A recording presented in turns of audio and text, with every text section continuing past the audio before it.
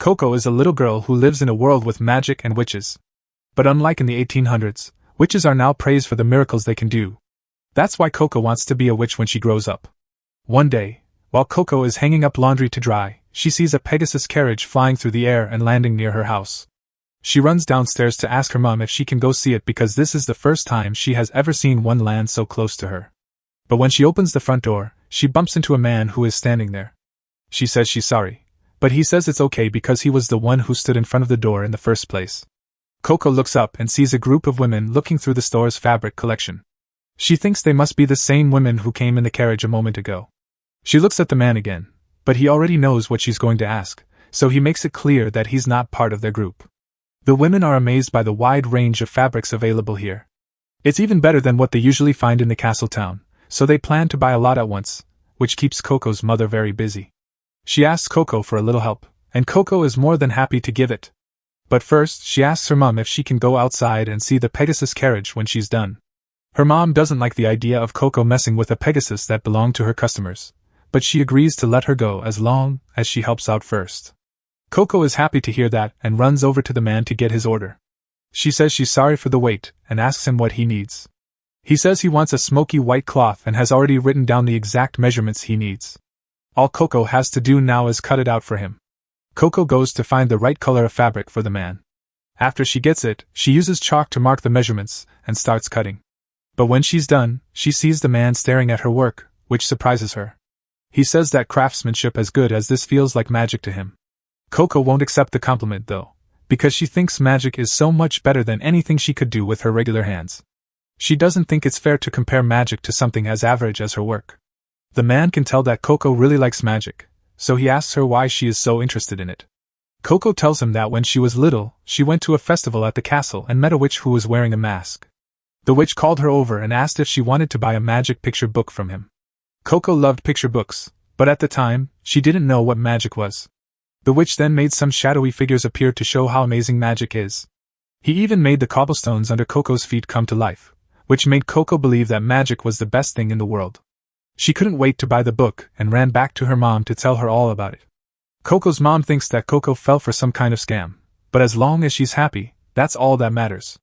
Coco tells her mom that she wants to be a witch when she grows up, but her mom tells her that it's not possible. Coco is sad to hear that and asks why.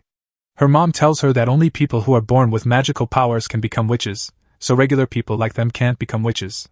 Coco's dream of becoming a witch was shattered that day, but she still loves watching magic, even though she knows she will never be able to do it herself. The man is curious, so he asks Coco if she can tell him more about the witch she met. But just then, they all hear a loud crash coming from the direction of the Pegasus carriage, and Coco is scared that something bad might have happened to it. She runs outside to see for herself, and sure enough, the Pegasus carriage has been turned over in some way, and these two are to blame. Coco's friends saw the carriage outside and went to look at it.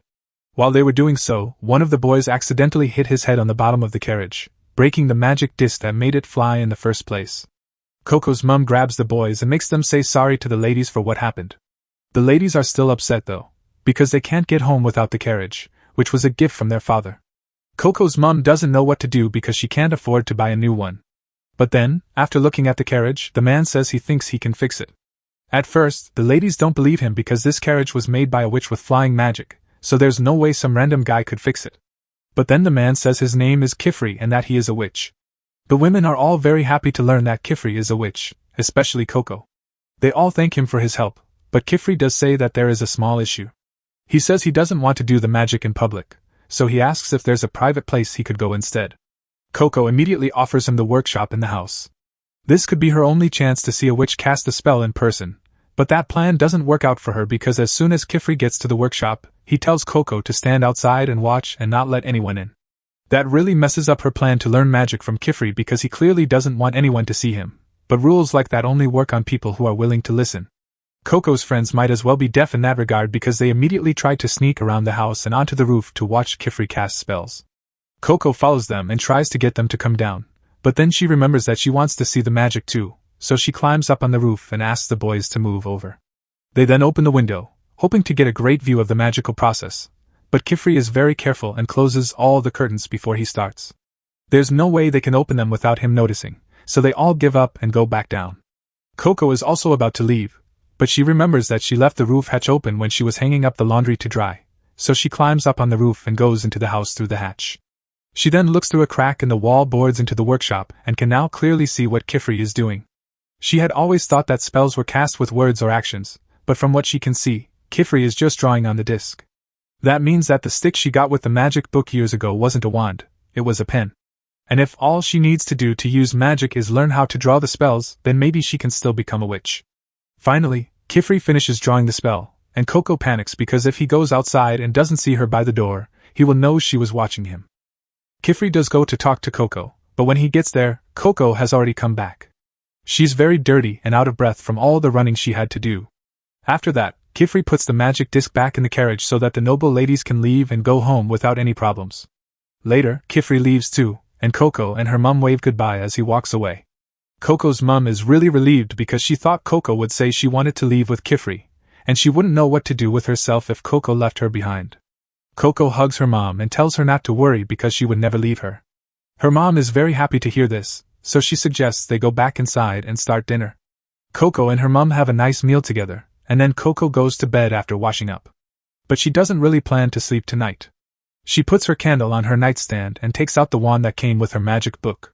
She knows it's a pen now, and she sees that one end has a cap and the other end has an orb that holds the pen's ink. Coco also thinks that all the pictures and diagrams in the book are the ones she needs to cast spells, so she decides to practice copying some of them down on a piece of paper. She spends a few minutes looking at the different parts of the first spell before carefully tracing it onto a different piece of paper. She makes sure that all of her lines are straight. She finally finishes the first drawing and waits a moment to see if anything happens. Nope, it's still just a piece of paper. Coco doesn't know what she did wrong because she thinks it looks close enough to the picture in the book. But she may be good at drawing straight lines, she is clearly not good at drawing circles because that circle isn't connected at all. Just as she is about to give up, a drop of ink falls from the pen and connects the lines of the circle. As soon as the circle is done, the page lights up right in front of Coco's eyes, filling the room with bright and colorful fireworks. This is a big step forward for Coco because the fact that she was able to draw a spell means she could become a witch. But she can't tell anyone about what she found out because Kifri seemed to really not want anyone to see him cast his spell. If he finds out that she saw him, he might be angry. Coco decides to keep practicing with more magic circles for now. Kifri is camping in the woods with a fire spell to keep warm. He can't help but remember what Coco said about a random witch selling her a picture book. A moment later he sits up in shock because he finally understands what that picture book was. A few hours have passed since Coco got back to her room. She has just found the fire spell, but having a fire inside is very dangerous, so she rushes to put it out before something bad happens. Coco is finally starting to get how the magic circles work after doing a few tests. The effect will be stronger the bigger the circle is, and it will last longer if the circle is drawn perfectly. That being said, it's hard for her to keep the drawing neat while making it bigger, especially with the more complicated ones. She'll probably need a lot of practice before she gets as good as Kifri. At that moment, Coco has the brilliant idea to trace the magic circle right from the book to make it easier to draw. And sure enough, this works, and she perfectly copies one of the book's most difficult spells. Kifri shows up behind her just as she finishes tracing the spell and it starts to glow. He yells in her face, asking what spell she just used, and then pulls her out the window. Coco says she doesn't know because she was just copying a new one from the book.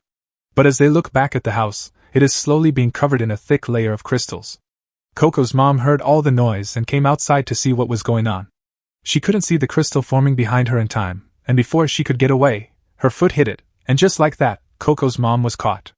Coco is horrified as the spell she cast covers her mother. She tries to get down to help her, but Kifri holds her back and tells her that it's too late because that spell was forbidden and nothing can be done now. Before Kifri can finish talking, Coco kicks her way out of his grip and starts to fall to her death. Kifri runs down to catch her before she gets hurt.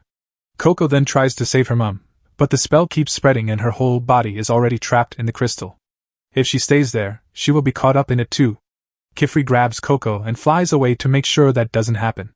Coco starts to cry and say she's sorry because she didn't know the spell would do all of this. Kifri doesn't blame her because it's normal for her not to know how dangerous the spell was. That's why witches aren't allowed to tell the public about magic, to keep things like this from happening. All you really need to cast magic is special ink and a magic circle pattern. But now that Coco knows about it, he has to erase her memory. Coco begs him not to wipe her mind after hearing what he just said. If he does, she will forget about her mother and all the pages of the picture book she memorized.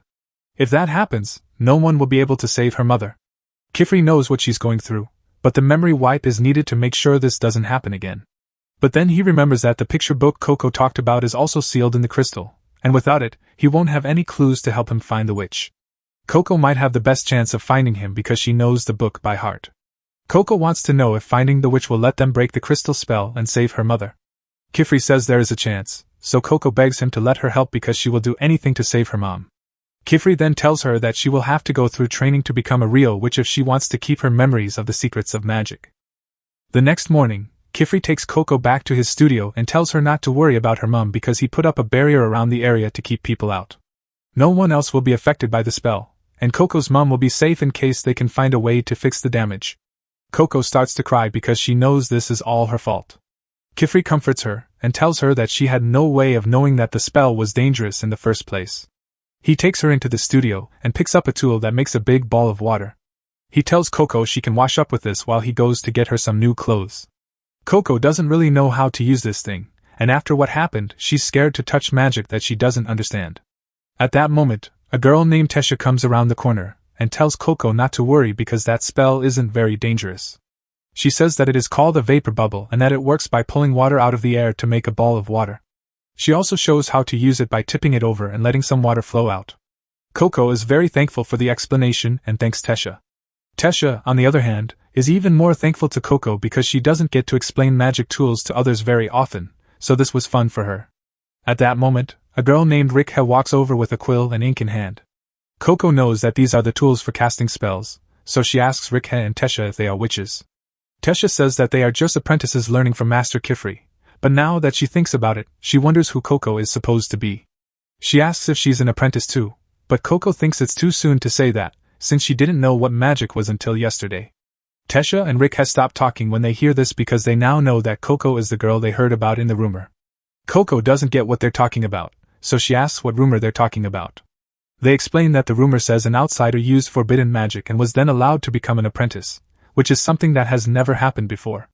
At that moment, Kifri comes back with a new outfit for Coco. He is happy to see that the kids are mostly getting along, but he tells Tesha and Rikha to hurry up and finish their morning chores. He tells Coco to put on the uniform he made for her because that's what all of his students wear. He promises to explain everything to her after she's done with that. After Coco gets dressed, Kifri sits her down and gets ready to teach her about the history of magic. He starts by telling her that magic wasn't always a secret. People used to know that anyone could use it whenever they wanted, but unfortunately, even though they had a lot of power, they didn't have a lot of responsibility, so the world fell into chaos and wars broke out with forbidden magic. That's why a group of peaceful witches came together to take away people's memories of magic so that another tragedy wouldn't happen. That's also why all witches need to be very careful to keep the secret. Coco now knows why Kifri didn't want anyone to see him cast his spell while he was fixing the carriage, but she still doesn't know what forbidden magic means. Kifri says that it is magic that was made during the age of war to hurt other people, like the spell that turned Coco's mother to stone. Coco holds on to Kifri and begs him to teach her about forbidden magic because she needs to know it in order to free her mother. Kifri usually tells his students to be patient and wait for more information to come out, but he doesn't think that would be right for Coco, so he tells her to follow him instead because he has something to show her. He could just list a lot of forbidden spells for her, but the main rule is that no spell can be cast directly on a human body. That's why modern witches always use some kind of tool to cast their spells. Kifri has a teleportation window in the basement, and to show how it works, he lines up the runes on the circles until the scene changes to a lake. Coco can't believe it because she's never seen anything like it before. Kifri says that the portal just connects two windows that are already there in the world, as long as they have the same pattern. This place is very special because the building over there in the distance is the Tower of Tomes. He says that every time someone writes a book about magic, a copy of it shows up there right away. This means that the tower has every spell that has ever been written down, even the ones that are illegal. Coco wants to know everything she can about that spell, so she asks Kifri to take her there. But Kifri says it doesn't work that way because the tower is guarded by those monsters over there and 3 others. You can't get past them unless you've finished your witch trials. So, Coco will have to study a lot if she wants to visit. After that, Kifri shows Coco where she will be living from now on. While he's there, he wants to introduce her to her new flatmate, but sadly, Agat isn't home right now. Kifri takes Coco inside and tells her that she and Agat will have to share one workspace, but they each have their own bedroom. He tells Coco to take a break because she has had a long day, and if she needs anything, she can call him anytime. He calls his bosses to let them know how things are going with Coco as he leaves. He thanks them for letting her be an apprentice, and says she is settling in well. He hasn't asked for information about the witch who gave her the book yet, though, because he wants to wait until Coco is used to her new life here. Coco is busy exploring her new room, and she's really excited because she never thought she'd get to see what a real witch's room looks like. But just as she's about to start touching things, she hears a voice telling her to stay on her side of the desk. Coco is shocked because she doesn't know where that came from, but when she looks up, she sees a girl floating above her. Agathe is Coco's new flatmate starting today. Agathe already knows a lot about Coco because she is the famous outsider who is going to be an apprentice today. Agathe tells Coco how sorry she is for what happened to her mother, but she also makes it clear that she thinks it was Coco's fault in the first place. Coco knows she caused the accident, which is why she wants to become a witch to fix it. But Agathe is annoyed when Coco says she wants to become a witch so casually because being a witch is not easy. You have to draw spells for hours and hours every day just to pass the test and become a mage. Agathe doesn't think Coco, who is from outside the area, has what it takes to be a witch. Coco says she doesn't know if she'll be a good witch or not, but she's going to try. Agathe tells her that she will have to prove herself then. Tesha and Rick have come to get Coco for dinner, and she says training will start tomorrow. A little later, everyone sits down to eat at the dinner table, but Agathe says she won't be joining them. Instead, she's eating in her room right now. Kifri doesn't want to make her come out, but he does want Agathe to spend more time with the rest of them. He tells them to eat quickly before the food gets cold, so Coco takes a bite of the bread and is surprised by how soft and tasty it is. Tesha says that Kifri makes all the food they eat, and that he's a great cook, so they eat great meals like this every day. Coco goes to bed later that night as a witch apprentice. This is a dream come true for her, but she can't be happy about it because she lost her mother. Coco wakes up very early the next day to start studying for the trials, but that's going to be hard since she doesn't even know what the trials are yet. Kifri shows up behind Coco and tells her that she can't learn everything about magic by reading a book. Instead, she should learn by doing things in the real world. And that's why he gave her the basic spellcasting kit that every young witch needs. Coco is a little scared to try using magic again because she's afraid something will go wrong like it did last time. But she needs to get over it because she can't save her mother unless she learns how to use magic. So she asks Kifri to start teaching her because she's ready to learn. After 5 textbooks, Coco is officially done with learning. She's trying to get through it, but she didn't know that studying magic would be this boring. Kifri thinks they should take a short break for now, so he asks Coco to summarize everything he has taught her up to this point. Coco agrees, so she starts by saying that a spell has 3 parts: the sigil in the middle, which tells you what kind of spell it is, the signs, which tell you which way and how strong the spell is, and the outer circle, which turns on the spell. Coco had also memorized a lot of complicated rules and exceptions, but now that she knows the basics, it's time for her to practice casting spells. Kifri stands behind her the whole time, cheering her on, but when Coco is done, she's too embarrassed to show him, so she tries to throw it away.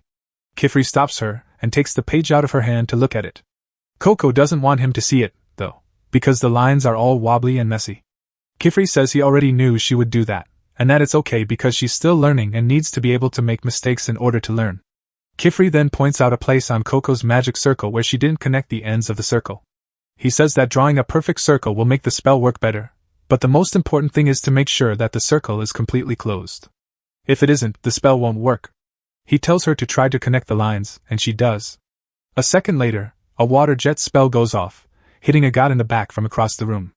Coco starts to apologize right away because she didn't mean to do that, but Agathe says it's fine because it doesn't bother her. She even takes the time to say that Coco made one of her signs longer than the others, which is why her spell went in that direction. Kifri thanks Agathe for her comment, and is sure he made the right choice by leaving her in charge of Coco. He then heads for the door, and says he will be at the tower for a while because he needs to check on something. Agathe tells Coco that it's time for her to prove herself now that he's gone. She won't give Coco any breaks like Kifri did. Kifri has just gotten to the Tower of Tomes, so he goes down to the first lair. But as soon as he lands, someone behind him pulls him down. It turns out to be Elira, one of his old friends, playing a prank on him. Kifri is happy to see her again after a long time. She says she heard all about his new little apprentice. She asks if he thinks she will be able to lead them to the brimmed caps, since it has been over 4 years since anyone has used forbidden magic. Kifri says that wasn't the only reason he chose Coco as an apprentice. In fact, Coco isn't even officially his apprentice yet because she hasn't finished her first test. The tests are held at the Dada range, and this time of year, the elevation there is at its highest point. Kifri says that this would be way too dangerous for a new apprentice because she could get herself killed. Meanwhile, Agathe has just set up the portal in the Atelier so that Coco can practice on the Dada range.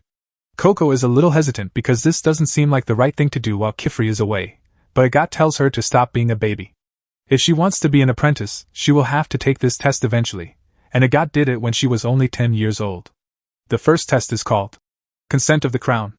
Coco will be given 3 things to use to get to the top of the range and pick one of the flowers there all by herself. Agat gives her a magic guidance orb to help her get to the top and a vapor bubble to drink water from. Since Coco is new to this, those are probably the only things she knows how to use. Coco is about to take her test, but before she does, she asks if she can have a pair of shoes like Agat's. She is technically allowed to bring one more thing, so she was hoping to get to fly like Kifri and Agat did. She says she's sorry if that's too much to ask for as a new person. Usually, it takes a long time to earn a pair of shoes like that, but Agat agrees and lets Coco borrow her own shoes. But that's the only nice thing she's going to do for Coco. She pushes her through the portal, and just before it closes, she tells Coco that if she fails this test, she will be automatically disqualified as an apprentice and have to leave the atelier for good. Coco is scared because she is alone in a strange forest, but she knows she has to do her best to pass this test, so she gets up and gets ready to go through it. It looks like the guidance orb works by showing her where to go, so Coco starts to follow it, but it's hard to walk through a forest alone. She finally makes it out into the plains, but what she sees shocks her. Big pieces of land are floating in the air, and the guidance orb is pointing up into the sky. She sits down on one of the logs and thinks about what to do next. She didn't know that her destination would be floating hundreds of meters in the air, and she doesn't know how to get up there. But then she remembers that she borrowed a god's flying shoes, which are perfect for this situation. She jumps up and gets ready to leave, but then she remembers that she doesn't know how to use the shoes. She stops again to look at the shoes, and from what she can see, each one has half of a casting seal on it. She thinks that if she joins them, the seal will work. She decides to put her theory to the test, and as soon as she puts her feet together, she leaves the ground and floats in the air. She is so happy that she finally learned how to fly, but she doesn't know how to use the shoes, so she decides to take a break. But all that excitement makes her lose focus, and a few seconds later, she falls and crashes into some bushes nearby. In the Great Hall, Kifri has just asked for a few things. While he waits for his request to be processed, Elira tells him that he wouldn't have to ask for things every time if he just lived there like she and the others do. It has everything a mage could ever want, but Kifri hates the Great Hall so much that he won't stay here any longer than he has to, no matter what she says. Elira agrees to drop the subject. Since he's going home, she tells him to keep an eye on his apprentices because kids that age can get into all kinds of trouble if they're left alone. In the meantime, Coco is still trying to learn how to fly. So far, she's gotten the hang of floating slowly off the ground, so she decides to go a little higher. But when she tries to land on one of the floating rocks, she loses her balance and falls. Coco is freaking out because a fall from this height would definitely kill her. She tries to steady herself, but just before she falls to her death, she grabs onto a hanging vine to save herself. When she sees this white worm thing crawling over her face, she freaks out and falls into the water below. When Coco gets to dry land, she tries to clean Agat's shoes because they are covered in mud, but she sees that one of the flight spells on the soul is missing, which means she must have accidentally wiped it off, and now she's starting to panic. She remembers that she still has her quill and ink, so she can just draw the spells back on the shoes. But when she looks in her bag, she's horrified to find that her ink is ruined too, so now she has no other choice. Tesha goes back to the studio and asks Agat if she has seen Coco anywhere. It's almost dinner time. Agat casually tells her that Coco is at the to finish her test, and Tesha is shocked to hear this because Coco just got here yesterday and isn't ready for that kind of test. Agat, on the other hand, reminds her that the others had to take that test before they could join the atelier. She doesn't think it's fair that Coco gets to train with her without working as hard as she did, especially since she's not a part of the group. Tesha still doesn't think it's fair to put Coco's life in danger just because she's mad at her, but Agat says it's not a big deal.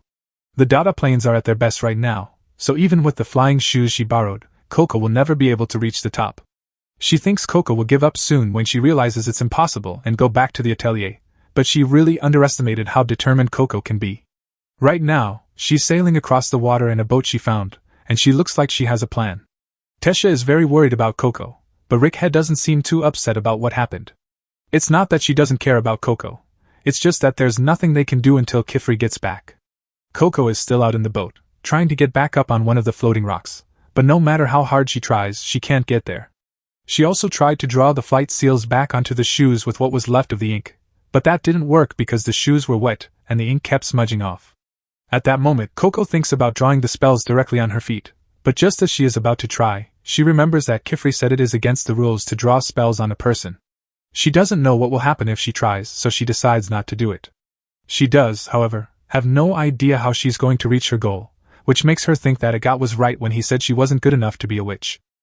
Coco could never hope to compete with them because they have all been drawing spells since they were little kids and she has never had any training like that. Just as Coco is about to do something, she remembers how her mother used to teach her how to measure fabric with chalk. She never thought much of it, but Kifri complimented her on her skills back then, so she might still be able to make this work. She goes into the woods to look for rocks. After tying a piece of cloth around one, she dips the end in some of the magic ink. Then she takes her cape and starts drawing on it with the same care she would use to measure fabric.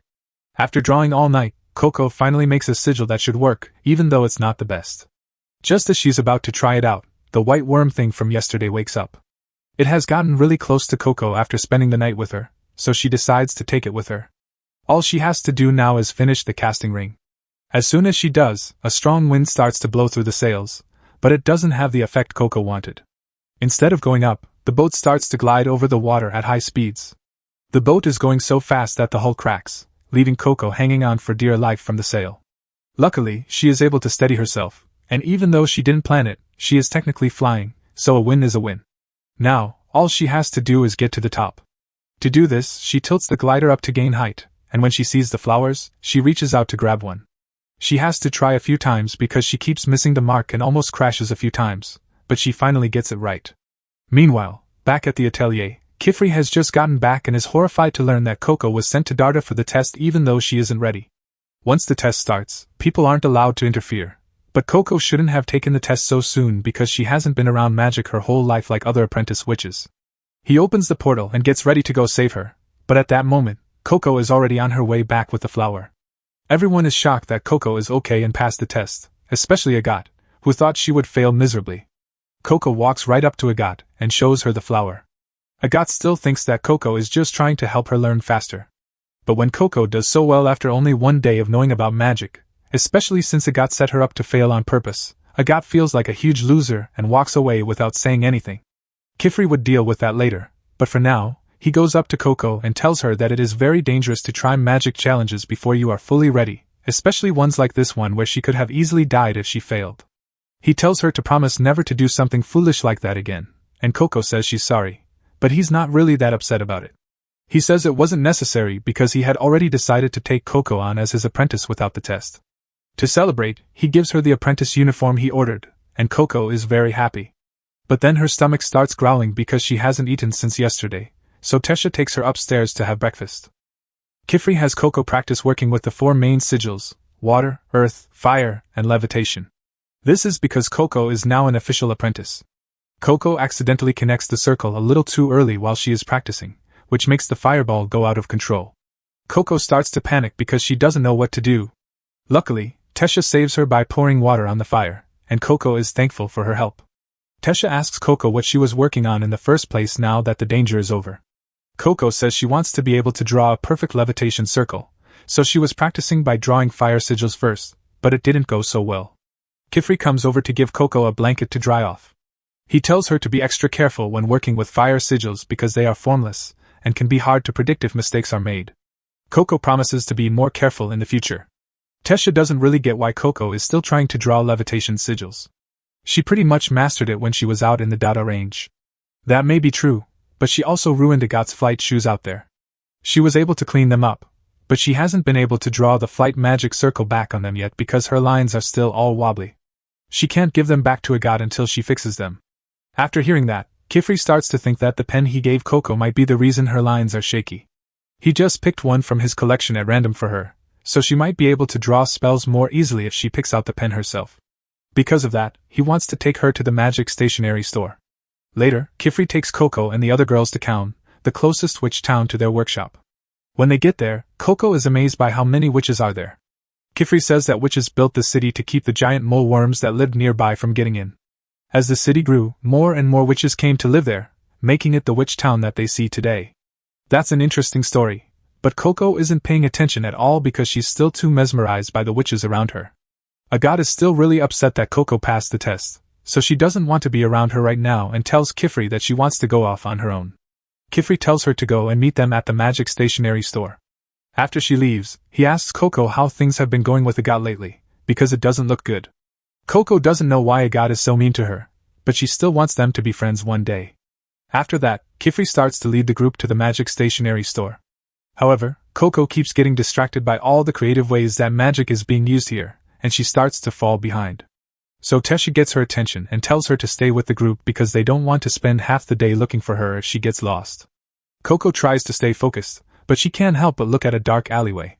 It reminds her of the alley where she got that magic picture book, but just then, Tesha calls out to her again and tells her to hurry up so they don't get lost. When they finally get to the stationery store, Coco is amazed to see a huge tree growing in the middle of the store. She has never seen anything like it before. The shop owner is surprised by Coco's reaction because he has never seen an apprentice be so amazed by something as simple as silverwood.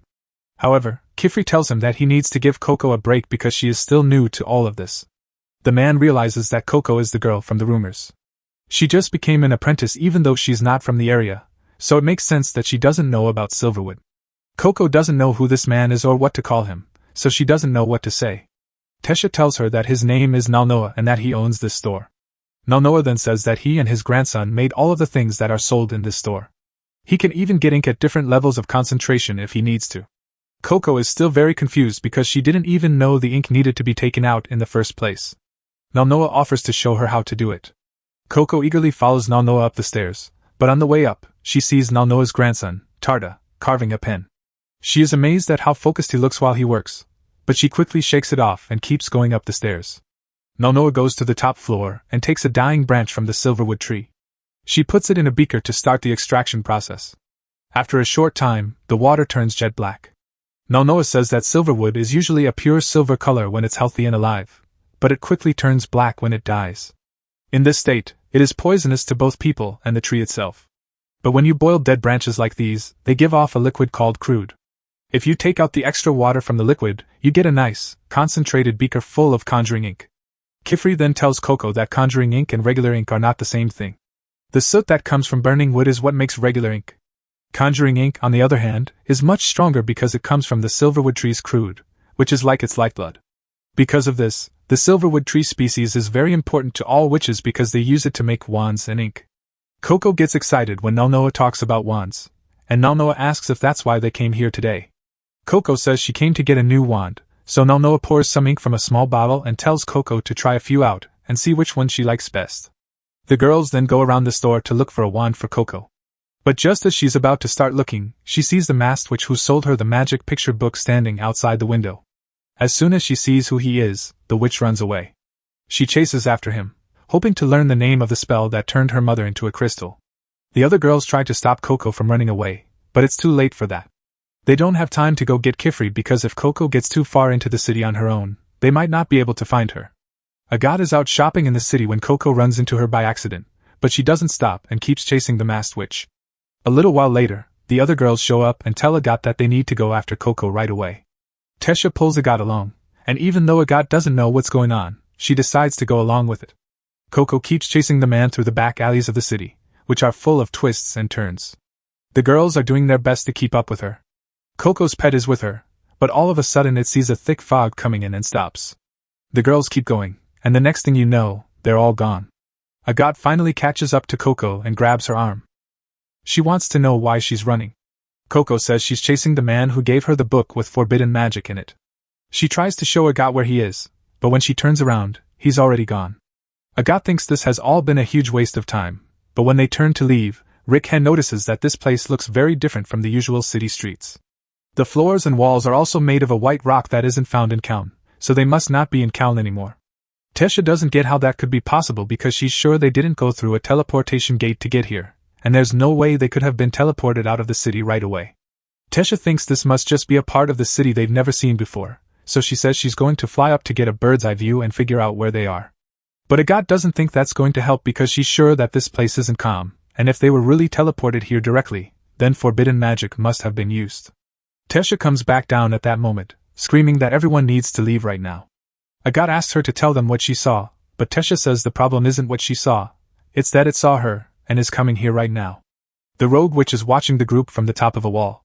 He didn't really want to bring anyone else besides Coco here, but he's going to do what he planned and give Coco a proper welcome to the world of magic. A big dragon lands right in front of the girls a moment later. At the same time, the bad witch says that Coco is his only hope. Back in the city, Kifri has finally finished his shopping, so he asks Nulnoa if he knows where the girls are.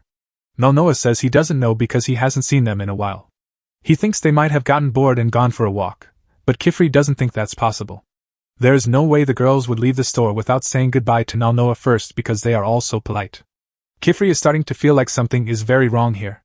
Tarta comes up to them and says that he saw the girls leave the store chasing after a man in strange clothes who was covering his face with a picture of an eye. As soon as Kifri hears that, he knows it was the rogue witch, and he is really worried that something bad might have happened to the girls. The dragon is staring at the girls in the middle of nowhere, and they are all frozen in fear. But Agat snaps them out of it, and tells them that the only way to get out of this is to keep looking the dragon in the eye and slowly back away until they are out of its attack range. They all slowly back away, just as Agat told them to.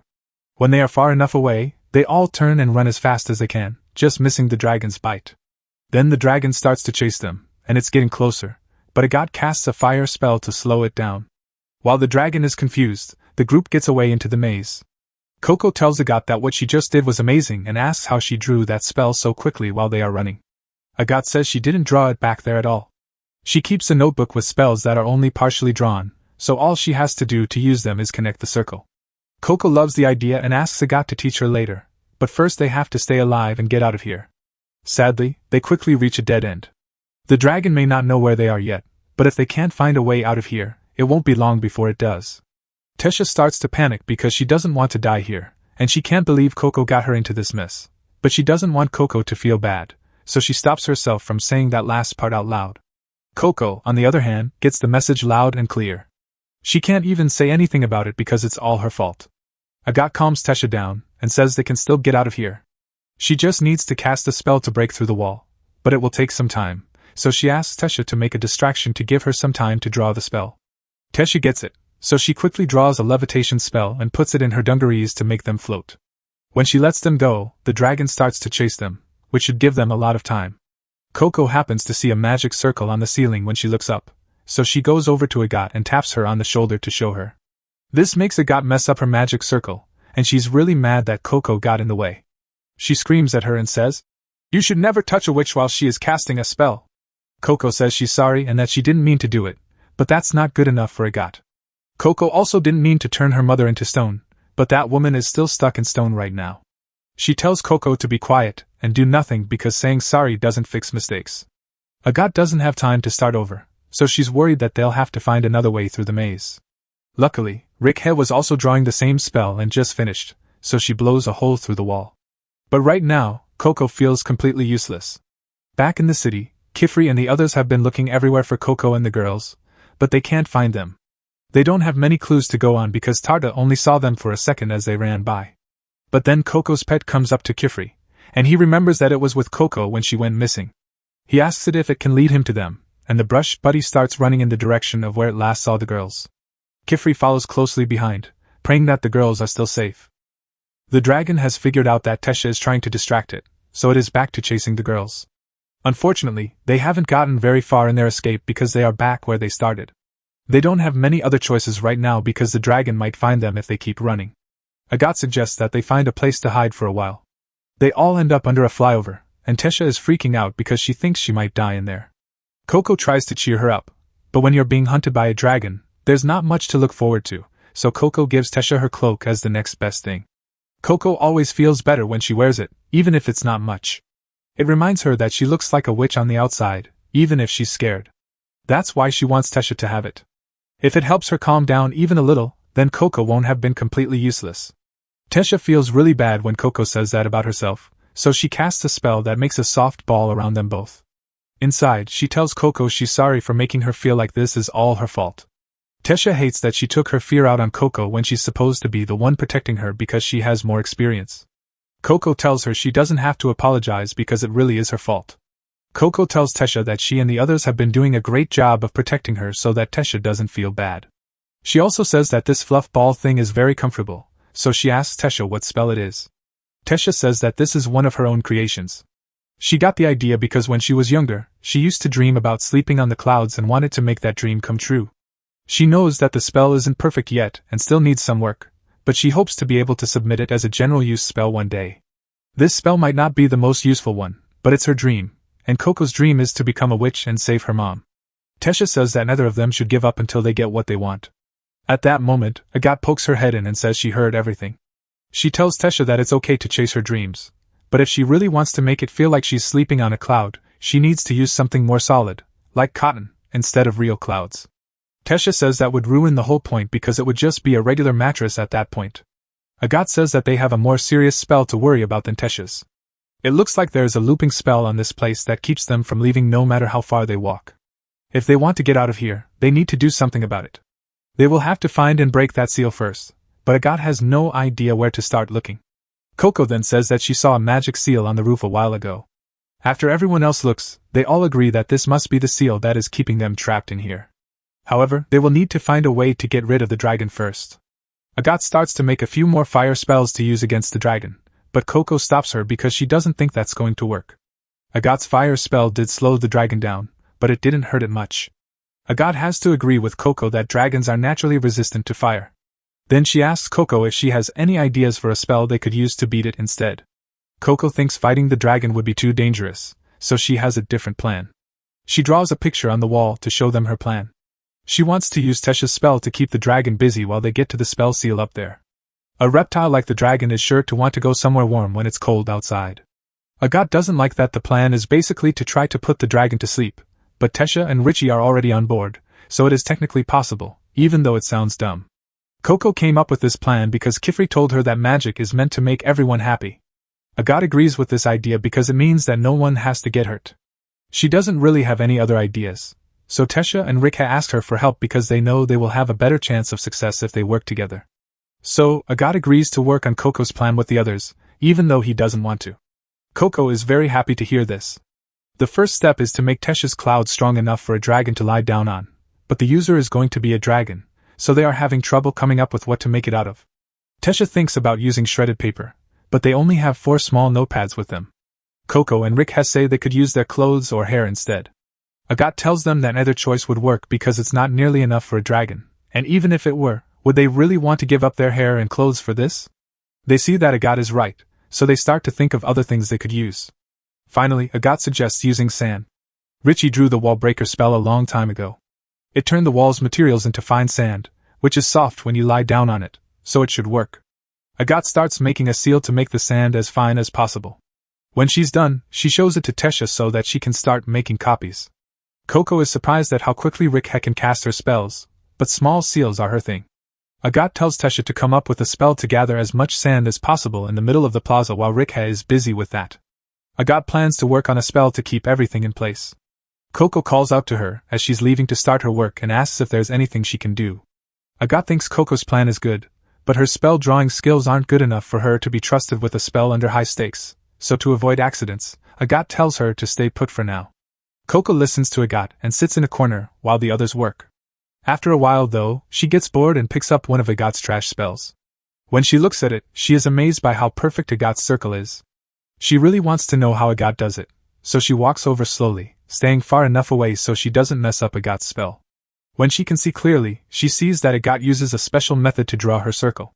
She first draws the circle in the air, and then she follows that line in one smooth motion. The others seem to be doing the same thing.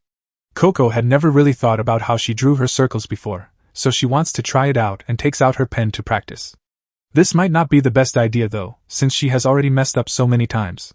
Luckily, nothing goes wrong, but later in the night, none of the other people have been able to think of any good spell ideas for how to make a cushion out of the sand. A compression spell would make the sand too hard at this size, but an air seal like the one Tesha used wouldn't be strong enough to hold the dragon's weight, so they are all at a loss. At that moment, they see a light coming from that direction, and that's when they realize that Coco has just made a fireball. Agathe is a bit confused and asks Coco why she's casting a fireball right now. But Tesha and Rikha are both amazed because this is the first time one of Coco's fireball spells has stayed stable for so long. They rush over to congratulate her and ask how she did it. Coco says she saw how everyone else was drawing their circles and decided to practice her own. It took her a lot of tries before she got it right. Agathe isn't very impressed because anyone can learn how to draw a spell with enough practice. However, the word repetition gives her an idea. If they can't use just one spell to stabilize the sand pillow, maybe they can use a series of spells to do it. They spend the next few hours coordinating the spells they will use in the plan of attack, and once it's time to move, they split up into teams. Coco and Tesha go to one side of the maze, and Agathe and Rickhe go to the other. When they get to their assigned spots, they start drawing the different wall breaker spells needed to make the sand and the stabilization spell. When Coco and Tesha are done, they signal Agathe and Rickhe to let them know they are ready to finish the circles. After both sides draw the last line, the floor turns to sand and there is a huge explosion. As they run to safety, they finish the circles on the other spells they drew along the way. By the end, there is a huge cloud of sand in the middle of the maze. The plan works perfectly, and by the time the dragon sees the cloud, everyone is already far away, so they wait to see if the spell will hold. Agathe's plan was to use a spell that would keep the cloud stable by always trying to bring it back to its original state. The restoration spell will stop the change and keep the cloud's shape, even if the dragon's weight is meant to move the sand. So, the dragon bed was done, and as soon as the dragon lays down on it, it goes to sleep. They just have to sneak past the dragon and get to the casting seal before it wakes up. They finally get to the seal, but they don't know what this spell does because they've never seen anything like it before. That being said, it's definitely what's keeping them in here, so they should be able to get out once they break it. Meanwhile, in Kaun, Kifri gets to the alley where Coco and the others disappeared, but he can't find any signs of them. At that moment, Tarda catches up to him too. He is a little confused because he could have sworn that this alleyway used to have a pavement, but now it is just dirt. Kifri goes right away to check the broken pavement stones nearby after hearing him say that. Sure enough, there are casting seals on them, but as he lifts one up, it suddenly activates and pushes him and Tarda back. Tesha broke the circle on the other side, which is why the spell worked. Now the spatial seal that holds this place together is breaking down and sucking everything out. On the bright side, there is now a way out to the outside world, so they should be able to get away. But all the noise also woke up the dragon, and it is not happy. It hits the tower with its tail, knocking Agathe off. Since she doesn't have her flight shoes on right now, a fall from this height would definitely kill her if the dragon doesn't get to her first. But luckily, Kifri got there just in time to save her. After flying back up to the top, he casts a spell that makes all the water in the clouds above him into a giant water dragon, which he uses to knock it out. At the end of it all, Agathe, Tesha, and Rickhe are all safe with Kifri, but Coco is missing because the rogue witch got to her first. He tells her how happy he is that the seed he planted years ago has finally taken root, and how much he appreciates that his little test helped her become a better magic user. He is going to give her a gift of knowledge that Kifri would never teach her. When Coco wakes up, she is back in Kaun with Kifri and the others standing over her. They tell her that they found her unconscious on the stairs of the tower. Kifri asks her if the brimmed caps did anything to her, but Coco doesn't really remember what happened back there, so she can't really say. Nono arrives a few minutes later and is happy to see that the girls are all safe. However, Kifri asks Nalnoa for a favor. He tells Nalnoa to look into what kind of ink was used on the casting seals that the brimmed caps made. Nalnoa says he will figure it out, but then Kifri adds another condition and tells him not to tell the knights. Nalnoa is surprised by this because it is the job of witches to report all instances of forbidden magic. However, Kifri gives him a cold look and tells him to keep this a secret. Nalnoa is clearly more afraid of Kifri than the knights, so he agrees to stay quiet, but he has a feeling this won't end well. Life goes on as usual after everyone goes home. Coco keeps practicing her spells, but Agathe is very annoyed by how loud Coco is being. Agathe has come to respect Coco's work a little, so instead of yelling at her like she usually does, Agathe decides to leave the room and practice somewhere else. She goes out into the plains and stands on a ledge with her eyes closed to practice drawing a light spell. She does manage to activate the spell, but she's not very happy with how it turned out because the light pillar is weak and wobbly. She still has a lot of work to do before she can draw spells as easily as Kifri does. Coco is getting really frustrated with her practice because all of her lines are coming out wobbly. This is because she never got to pick out a pen for herself in Kaun. She can draw straight lines with the pigment stone because she knows a lot about fabrics, but the stone is too big for small pieces of paper. She is also upset with herself for not being able to cast a single useful spell when they got caught in the trap, but she is determined to keep trying until she learns how to use the quill. She'd like to say that, but she's too tired right now. She's about to lie down for a quick nap, but then Kifri shows up and tells her that if she sleeps out here, she'll get sick. Coco is shocked because she didn't know he was there. She tells him she didn't mean to fall asleep, but she looks tired. She tells Kifri that she's worried she won't be able to finish the Tower of Tomes test at this rate because she hasn't been making any progress lately. Kifri can tell she's very upset, so he asks her to come with him for a little while to cheer her up. Kifri takes Coco to the kitchen and shows her a pot of stew he made that he has been meaning to use. He tells Coco to take a bite. Coco tastes the stew and loves it, But then Kifri tells her he made it 2 years ago, and Coco starts to get a little scared. He tells her that the stew is safe to eat because the pot has a new spell on it that keeps the stew the same as it was when it was made. He does need to redraw the spell from time to time to make sure it stays strong. He then pulls out a bunch of carapace yams and asks Coco if she'd like to try baking one since she just learned the fireball spell. Coco is more than happy to take on the challenge. She starts drawing while Kifri cooks dinner. After a while, Coco makes a perfect fireball spell, but when she tries to put the yam on it to cook, the yam falls right into the spell and puts the fire out. She doesn't get why it didn't work, so Kifri tells her that the yams are very heavy and need a spell to keep them floating over the flame. Coco decides to give it a shot, but after she makes the changes, she realizes that she went too far with the levitation because the yam is now too far away from the fire. She tries a few different things, one of which accidentally makes a pillar of fire that burns the yam to ash. Kifri tells her to keep trying until she gets it right. Coco finally makes the perfect fireball spell. After letting the yam cook for a while, she takes it out with tongs and tells Kifri that she is done with his homework. Kifri tells her she did a great job, and it looks like Coco's mood has improved just like he hoped it would. Kifri tells her a short story about what it was like for him when he was still learning how to do magic. He learned water magic first because he didn't know how to swim and hated getting wet. He wanted to find a way to use magic to avoid having to do his own laundry. He tells Coco that being lazy can be a good reason to work on a spell if you do it right.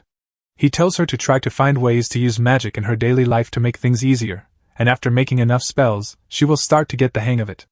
A few minutes later, Tesha and Rick have both come into the kitchen because they can smell that Kifri is cooking and they can't wait for lunch anymore. They ask if they can help. After a few minutes and some last-minute work on Coco's fire spell, the food is finally ready.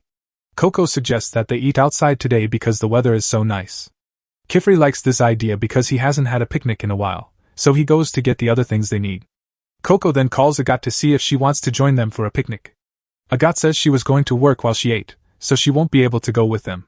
She also says that the weather outside is really bad right now. Coco and the others didn't know it was raining, and they're sad that their picnic plans fell through. But Kifri doesn't get why they're so upset because they can use magic to fix this exact problem. After seeing this, the girls get excited again because the picnic is back on. They all leave together under Kifri's umbrella spell. Once they find a good place to lie down, they all start eating. They're all having a great time, but Coco thinks it would be even better if Agathe could join them, so she decides to call Agathe and ask him to come outside after the rain stops. When she finally gets back to the studio, though, a strange man answers the door instead of Agathe, and he looks like he's in a bad mood. Coco is scared and surprised, but luckily Kifri is right behind her, so she runs up to him. Kifri seems to know the man and says she's sorry she wasn't home to meet Aurejo. When Aurejo asks who Coco is, she says she's Kifri's apprentice, but Aurejo doesn't seem happy to hear that. He wants to know why Kifri would take on an apprentice while he was away, but Kifri says he has a good reason for everything. He tells Aurejo that Coco's case is rather special because she was a victim of forbidden magic, but the second Aurejo hears that, he cuts Kifri off and grabs Coco before walking away. When Kifri asks him what he's doing, Aurejo says he doesn't want anything to do with the brim caps. Instead, he's going to give Coco to the knights so they can deal with it. But Kifri won't let that happen, so he stops talking right away, casts a water spell that blocks Aurejo's path, and tells him to let Coco go because he doesn't want the knights to hear about any of this. He's willing to do whatever it takes to stop him. Aurejo doesn't take that threat lightly because he knows what Kifri can do, so he stops, and Kifri says they should talk about it inside. Kifri tells everyone what happened before he took Coco on as his apprentice. Since this is Coco's first time meeting him, he also tells her that Aurejo is the Atelier's watchful eye.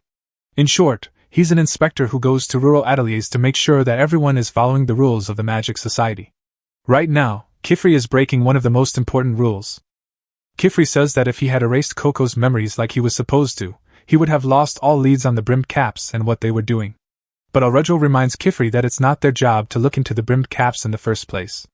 The Knights Moralis are supposed to do that, and Aurejo strongly thinks that Kifri should just let them do it, but Kifri won't back down. Coco is very confused right now because she doesn't know what the Knights Moralis are. Kifri decides to give her a quick overview. The Knights Moralis are the people who decide what spells are acceptable for witches to cast. They basically keep out any magic that is thought to be illegal. People who are caught using forbidden magic are taken captive and have their memories erased to keep the secrets of forbidden magic safe. They are known for not making any exceptions, so if Coco was given to them, they would definitely erase all of her memories of it, even the good ones. Coco is scared, but Kifri tells her not to be. He knows she's a good girl, and if the Great Hall wants to erase her memories, they will have to erase his memories too. Alrejo gives in and tells Kifri that he can do whatever he wants for now, but he warns him that if anything goes wrong because of his choice, he will tell on him right away. Kifri tells the girls to wash up and get ready for bed now that everything is settled. Coco looks for her brush buddy to take him to bed after her bath, but when she does, she sees her pet run right into Alrejo's room, which scares her. She needs to get the brush buddy back, so she nervously walks up to the door and is about to knock. But then she sees a sign that says anyone who knocks will be cursed. Since Alrejo is a witch too, she takes that warning very seriously and decides to go in without knocking. She walks into the room and tries to be quiet while looking for brush buddy, but she sneezes by mistake, which makes Alrejo aware of her presence. Coco is frantically trying to apologize for coming into his room without permission, but Alrejo seems more annoyed than angry. He can tell what she was thinking when she walked in, so he tells her that the sign on the door isn't a real curse. He just wanted to keep people out of his room. He also just found the brush buddy, so he gives it back to Coco. Since Coco is still wet from her bath, Alrejo uses one of his magic rings to dry her off. Coco is surprised because she didn't know you could make rings like that. Alrejo has a lot of them with different spells on them, and he doesn't want her to catch a cold while he's watching her. He tells her to go because he wants to sleep again, but just then, Coco squeals with joy and bends down because the tiles here have glow magic in them. She tells Alrejo that this was the first spell she ever saw and that it was what made her love magic in the first place. It just so happens that Alrejo made the glow stone path. By putting one stone on top of another and stepping on it, the ring and sigil touch and activate the spell. He tells her it's not that great because anyone could do it, but Coco loves this spell the most because it was her first time with magic. Even though she couldn't use magic at the time, it still let her dream, so she is very thankful to Alrejo. Alrejo didn't think his glowstone spell could have such a big effect on someone. Seeing Coco so happy is really starting to pull at Alrejo's heartstrings, but he still thinks Coco is going to get into trouble, so he kicks her out of his room and tells her to go to bed. The next day, it is still raining, and Agathe is having trouble concentrating because of all the noise. However, she has still made some good progress with her blind spell drawing since then. At this rate, she is sure she will be able to pass her next test soon, and then she will be able to go on missions outside. At that moment, she hears a loud bang on the front door. She goes to see what's going on, and finds a scared man begging Kifri for help. He says that his son got stuck in a flood near the bridge, and that it's too dangerous for anyone else to get near him without getting swept away. Kifri agrees to help and tells the man that he will do it right away. He is about to tell the girls to stay here because it is too dangerous for them, but Agathe says she wants to go with him and promises to be helpful. Kifri tries to tell Agathe that it's not that simple because there are going to be lots of other people there who aren't witches, and she hasn't even taken the test to make sure she knows how to do spells in front of them without giving away magic secrets. But Agathe cuts him off and says she's been practicing on her own for ages, and it's his job as a mentor to find opportunities for her to get experience. Kifri knows that, though he still thinks it's a bit soon for him to take Agathe on a mission with him. Alrejo cuts in though, and tells Kifri that he's going to go ahead and follow the guy to the scene of the accident so he can set up a gate. He says he wants to bring Agathe along as his helper. This makes her really excited, and she runs off to go grab her hat and coat. Kifri is about to object, but then the other girls chime in saying that they want to go too, and Alrejo tells him that he needs to stop worrying so much, because there are things that the girls will never learn unless they get some real-life experience. Kifri knows this, but he's worried about them, especially Agathe, because she dwells more on the frustrations of the things she can't do rather than the things she can, and if she's not careful, her hurry to grow up might lead her to take the wrong step someday. Sometime later, Alrejo and Agathe go out on horseback to follow the man to the crash site. As they are on the way, Alrejo tells Agathe to be careful not to drop his things since the ground around here is quite unstable. They finally reach the location of the fallen bridge, and things are as bad as the man had said because the carriage is about to be carried off. The people are happy to see that the witches have finally arrived. Alrejo sets up his gate and checks out the situation. He gives Agathe some magic rings from his drying spell and sends her to help the people dry off. Agathe is a bit disappointed and asks if that's all he wants her to do because she was expecting more, but Alrejo reminds her that even the small tasks are important and that right now there isn't much for her to do here. There'll be plenty of better opportunities for her to apply herself in the future, but for now this is the best way for her to make herself useful. But Alrejo was merely stating the facts, while to Agathe it felt like he was treating her like an ignorant child, and she can't stand it because she has been working so hard to prove that she's a worthy witch, but she can't prove herself unless she is given the opportunity to do so. Once Alrejo finishes setting up the gate, Kifri and the others can come through. They immediately get to work. Alrejo flies down to the carriage to secure the children trapped inside, and Kifri flies ahead a little before taking out a magic sword and stabbing it into the river floor to stop the flow of water around the carriage. It's very impressive, But while the sword may be stopping the flow of water, Kifri still needs to put a fair amount of effort into keeping it centered against the flow of the current. So he tells Alrujo to hurry up with the evacuation. Alrujo gets the first pair of kids out without a hitch, so he goes back for the last one, and after getting him out, Kifri can finally draw the sword and slash the raging river, creating a wave break that slows the current down to relatively safe speeds. Thankfully everyone is okay, and the man who called for help is very relieved to see his son is okay. Custis apologizes for all the trouble he caused. He was just trying to protect Dagda's products. None of that matters to Dagda, as long as Custis is okay. Then he turns to Kifri and Alrujo and says thanks to both of them for their help. Kifri says it was no problem at all. He also mentions that his apprentices had brought some medicine with them, so if anyone here is wounded they'll be able to treat them, but then turns back to see that all the girls are over by the trees, staring in awe at Kifri's magic sword. Kifri explains it is called Rain Cleaver, and it has dozens of small water spells inscribed on its blade so it could easily split a small lake in two. Coco asks what it is. The girls think it's cool, and Tesha asks Kifri if she can hold it for a bit. He turns her down, and says this thing is way too dangerous for kids to hold, not until they've been trained up properly at least. In that moment Alrujo tells Kifri that he is going upstream to see if there is anyone in danger, and if there is, that Kifri will go downstream in order to see if there is anyone there, so he asks Tesha to come with him, and Alrujo takes Rikhe, while Coco and Agat are told to remain behind to help treat the injured. Coco is more than happy to do it, but Agat doesn't look too happy to be left alone with Coco. Coco can see that Agat is upset with her for some reason, and she figures it's because she still hasn't fixed and returned her flight shoes, so she makes a mental note to do so as soon as she can. The people have been busy trying to recover whatever cargo didn't get swept away in the flood, and Custis just made the absolutely idiotic move to climb into a gap created by the water in the cliffside to go retrieve a box he spotted down there, completely forgetting the fact that there's only a gap because the water eroded the cliffside, and that means it is incredibly unstable right now. But before Dagda could talk Custis into getting back up there, the inevitable happened and the cliff crumbled, dragging tons of debris right on top of Custis. What just happened has destroyed Dagda, who desperately tries to go down there to try to save Custis, but Agat stops him, because it's too dangerous. At that moment, Agat sees Coco's hat at the bottom of the ditch, and for a second she worries that Coco may have been buried alive in the landslip, but fortunately she managed to make it out onto the edge of the water. Custis, however, is not so lucky, because he has a large boulder crushing him, and Coco is not in any shape to help him at the moment. In this situation Dagda has no other options. He begs Agat to save Custis for she is his only hope. Agat considers the situation for a moment, and finds this as the ideal excuse to do something important for once. Kifri and Alrujo are both out at the moment, and she doesn't have her flight shoes on, so there is no way for her to go summon them. And the fact that Coco herself is in danger, along with Custis. So she has every reason to use magic in this situation. But when she agrees to help, people start gathering around asking how she is going to save Custis, and suddenly attention causes Agat's PTSD from being scrutinized by her former teachers to resurface. And what hurts the most is her mother basically banishing her from the family because she wasn't talented enough to meet her expectations. Just then the sound of Coco's voice calling out to her snaps Agat out of it. Coco asks if there's anything she can do from down there to help, because she really wants to save Custis. Coco's real concern for Custis makes Agat think of Alrujo's advice about not being too impatient. She has been looking at this as just an opportunity to prove herself, but this is a life or death situation, and her main concern should be to see the survival of Custis. She calls out to Coco and asks her for a full rundown of her current situation, and Coco explains that she's not injured and the current down here isn't life-threatening, so she's not in any immediate danger of getting swept away. She can't pull herself up because of the mud, so she is stuck here. Custis, however, is unconscious at the moment, and judging from the size of that boulder pinning him down, his leg must have been pulverized. But no grown-up would have the strength to lift it alone, so the only way to save Custis is with magic. But unfortunately, Coco's bag got soaked in the water, so all her drawing tools have been ruined.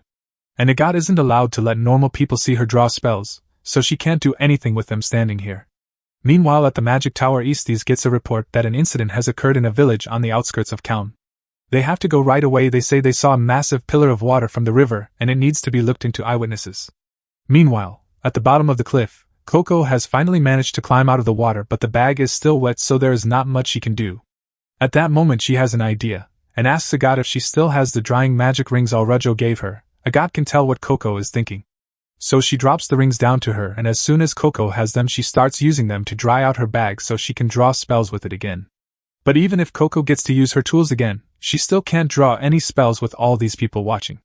Normally a witch is supposed to draw when there are people around by hiding their hands underneath their cloak so no one finds out how magic is cast, and while Agathe may be able to do it, Coco can't, so she needs to come up with a way to distract the people to buy her some time.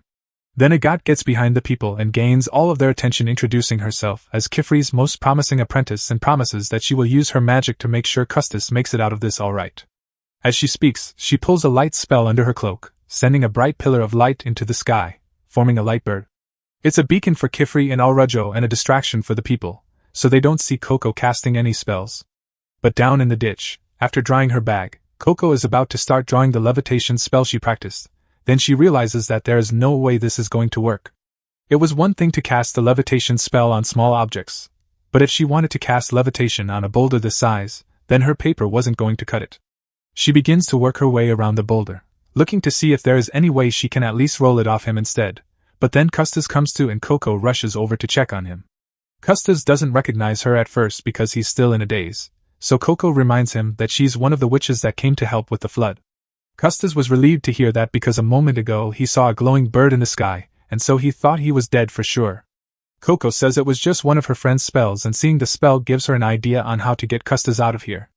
Meanwhile, back on the cliff, the people say her spell was very pretty, but it didn't really do anything to rescue Custis, and ask if she really has a plan to rescue him. Agathe doesn't really know what to answer, because she was just buying time for Coco to work, and Dagda is getting really impatient, so he says he's coming down to save Custis himself. Agathe tries to stop him as it would be a disaster if he saw Coco drawing a spell down there. Fortunately, Coco had already rescued Custis and floated back up to the surface. Everyone is glad Custis is alive, and Coco is just glad to be safe, so she hugs Agathe as soon as she sees her. Agathe asks her how she got Custis out of there, but she sees a bunch of sand on Coco's clothes, and Coco tells her that seeing Agathe's light bird reminded her of the dragon from that trap, and how they used the Wallbuster spell to make all that sand, so she just used that spell to destroy the boulder. In general, she's happy to have been able to save Custis, and she will save her mom someday too, no matter how long it takes. And for the first time, Agathe actually feels genuine respect for Coco. But then the two of them are suddenly tied up by a ribbon and pulled into the air. What the heck is going on? Coco doesn't have a clue what's going on, but Agathe recognizes the costumes of the witches holding them hostage as belonging to the Knights Morales, and if the Knights are here, they are in serious trouble. Agathe tries to tell them they are wrong, she is an apprentice witch and so is Coco, but the Knights immediately accuse them of being in league with the brimmed caps. Aestes, however, nods to the spell just cast. Coco's eyes widen as she looks down. She only remembers drawing a wall-breaking spell, but the whole side of the cliff has turned to sand, and the river itself vaporized. She has no idea how this could have happened, but the Knights say that obviously she must have used forbidden magic, and according to witch law, she will now be punished. Coco tries desperately to explain she didn't use any forbidden magic, but Aestes refuses to listen and gets ready to use the memory eraser's spell, but before he could, Rikhef flies in and grabs his arm and Tesha burns the ropes that are binding Agathe and Coco. But those ropes were also the only thing that was holding them in the air, so as soon as they're gone, they fall to the ground. Luckily Tesha had prepared her sand bed beforehand so they land softly, and the girls try to tell Aestes to just wait and listen, but he is dead set on erasing Coco's memories because he is convinced she must have used forbidden magic. But he falls silent when Kifri arrives, because the first thing he does is slam his water blade against his throat.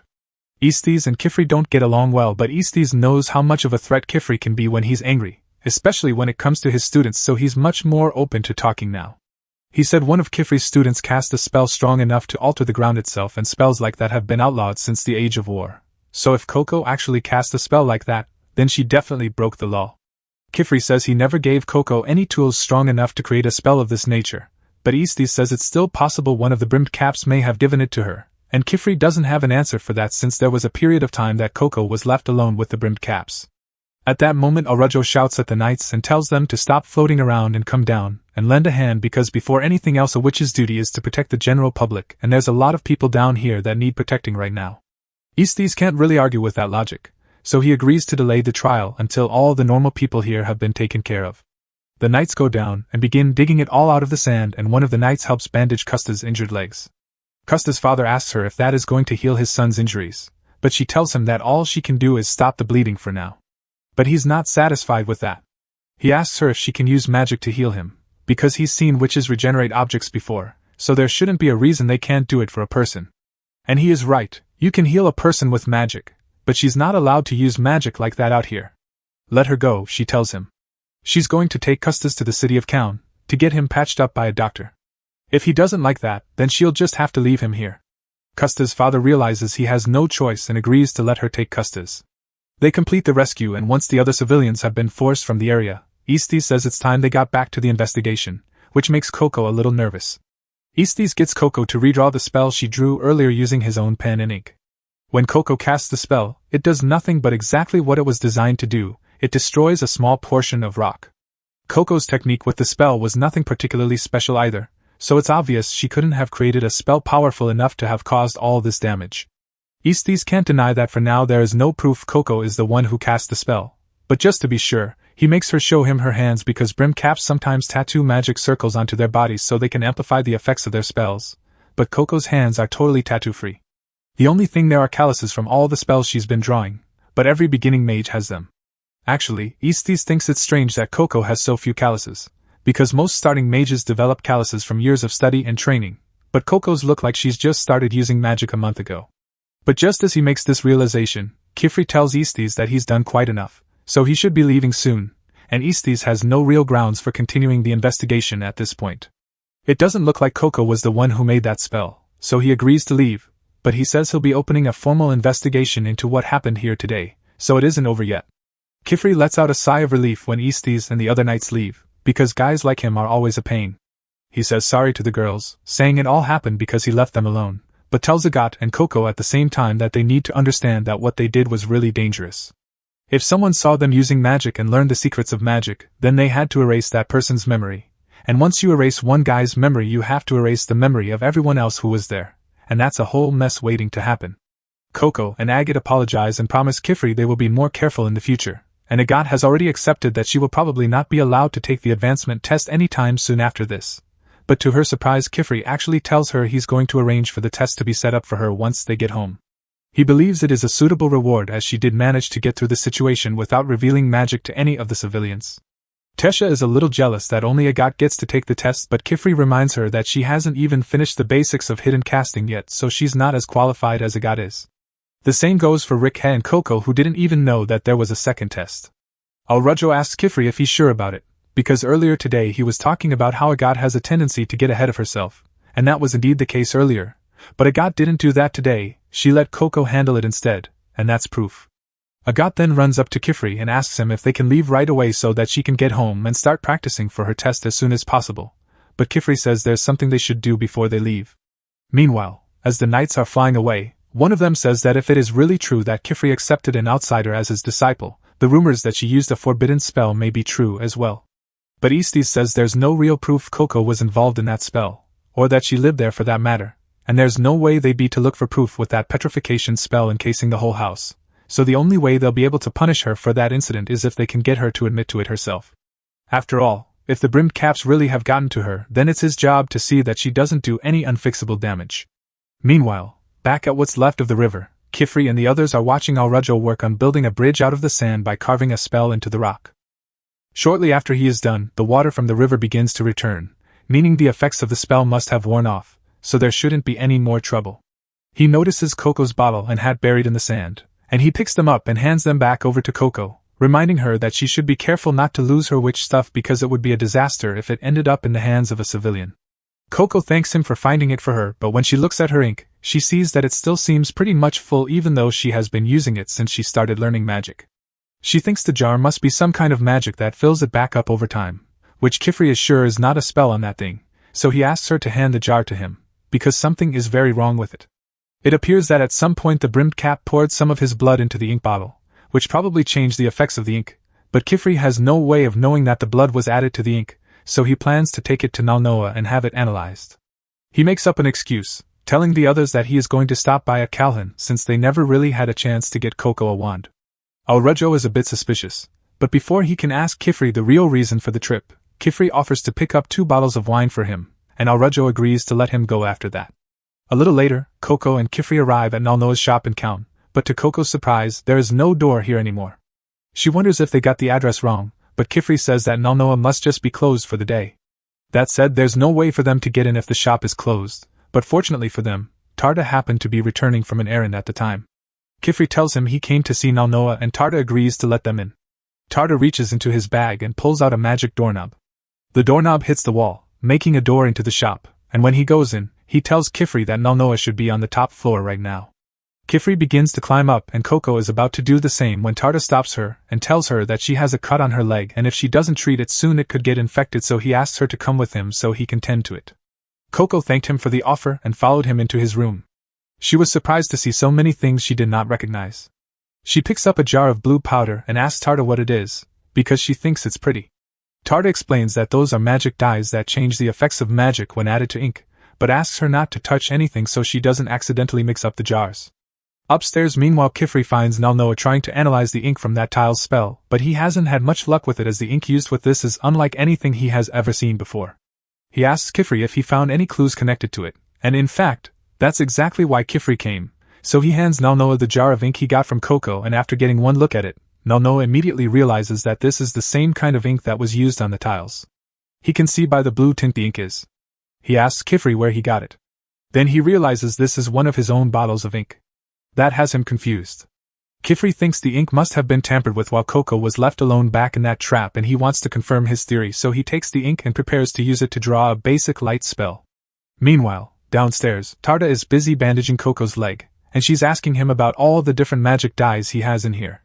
He answers all her questions about the dyes, from how to make spells last longer to how to make the ink invisible. Coco is amazed that Tarda was able to memorize all of this. She says she'd love to live in a magic stationer's shop like he does, but Tarda doesn't understand why she'd say something like that. Being a witch apprentice at an atelier is 100 times better than being stuck here. Coco is a little confused because she thought Tarda was a witch apprentice as well, but that is a bit of a touchy subject for him because he has not been able to fulfill his dream. Then Coco spots a really pretty red powder on the top shelf, so she asks Tarda what it is, so he asks her to point at it so he can find it. Coco finds it strange she can't see the bright red jar, but she climbs on a ladder nearby to point at it properly. But suddenly, as she does, Kifri's light spell comes into effect, and it is much larger than usual, and it surprises the kids, and Coco falls over. They both wonder what could have caused such a blinding light, but more importantly Coco realizes she accidentally knocked over all the dyes. Fortunately none of them broke, and she offers to help Tarda put them all back in their place, but Tarda looks crushed, saying it is pointless. All the jars have their labels ripped off, and he can't tell them apart because he can't tell them apart by color like Nalnoa can. Coco is feeling terrible about what happened and asks if he is sure there is nothing she can do. Tarda solemnly asks her to leave it as it is, as there are some things he just can't do, and with his silver-washed eyes, he will never be able to become a proper witch like others. Upstairs, meanwhile, Kifri and Nalnoa are still feeling the effects of the magic light blast, and it doesn't make sense that a small spell would create such a powerful blast, so there must be something very wrong with that ink. Kifri figured the brimmed caps probably used a twin bottle spell, which is basically linking Coco's bottle to one of theirs, and that's how they managed to add whatever mystery additive made the spell so powerful. Nalnoa believes this is way too much for him to handle, so he believes they should contact the Great Hall right away. Kifri tells him they can't do that. This is the link to the brimmed caps he's been waiting for, and he needs to make sure no one knows he has it if he's going to catch them. Kifri begins to get nervous as he sounds a little unhinged, and apologizes to Nalnoa for what he is about to do. Then Kifri comes out of the store and sees Coco waiting outside. Silver-washed? What's that? It's a congenital disease, he tells her. You can only see in black and white. Witches tend to prefer good eyesight, you see. It's a rather difficult sickness to be a witch with. Later, inside, Tarda enters the magic dye room and finds Nalnoa rummaging through the mess. Tarda apologizes and says that he was startled by the flash of light earlier and accidentally knocked them over. Nalnoa doesn't know what he's talking about, however, because he remembers nothing about a flash of light at all.